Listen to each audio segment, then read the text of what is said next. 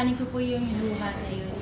Nung nakita po namin na, actually umaga yun, na nakita ko na,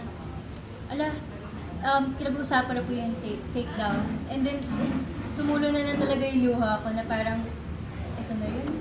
Yes, dumarating na, ito na yun. Tapos, nakita nila na unti-unti nila sila nagiging curious about Kaya. And kung ano po yung panalo namin, panalo rin po ng fans namin. At saka bukod po din, parang minsan kasi, parang para sa akin, hindi po ako talaga super, naiwanan ng, parang yung viral moment na yun is consistency talaga, yung hard work behind it.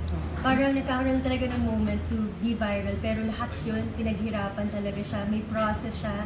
Lahat yun yung mga mahirap na pinagdaanan, yung pagdududa sa sarili. Siyempre minsan, hindi naman palagi, parang perfect kaya. Sometimes, parang nagiging valid na, so yung flaws ko, parang hindi siya flaw, parang may tao pa rin na magmamahal yun, may makaka-appreciate pa rin yun.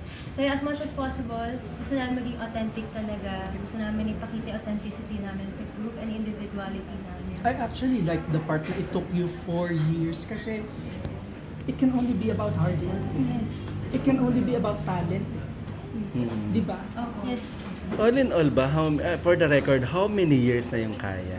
5 years. Grabe, naka 5 years na kayo. Training years, parang 5 years na po kami magkakasama. And then, how it started, yung Kaya? I mean, para lang familiar din yung iba na hindi nakakaalam about you. Galing pandemic. During pandemic pa po kami nagkasama. Parang nahanap lang po kami sa online ng boss po namin before. And then, in-scout niya po kami and then he invited us to like audition. Kasi kahit naman na nakita siya sa online yung skills namin, parang he wanted to see if ano yung potential na meron yung bawat isa sa amin. And then, ngayon po, nag-training po kami for almost a year.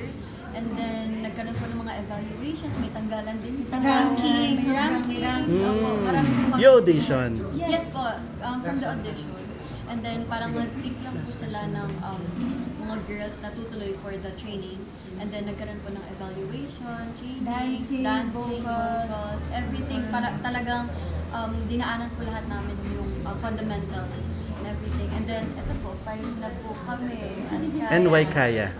Kaya, actually, yan din po yung tanong ko before. Parang syempre, yung Kaya, it was given to us na Kaya kayo, yun yung name ninyo. Pero habang tumatagal, parang gets ko na kung bakit Kaya. Parang lahat ng pagsubok, kinakaya, lahat ng challenges or yung sinasabi nila na different genres, dadaanan namin, kakayanin namin. Makita na yung message talaga namin sa music namin is, you can, I can, and you can. Kaya ng kaya. Kaya na why, ay, hindi ay. Tama, ay, hindi why. Parang gano'n. Last question. Ako. Oo. Anong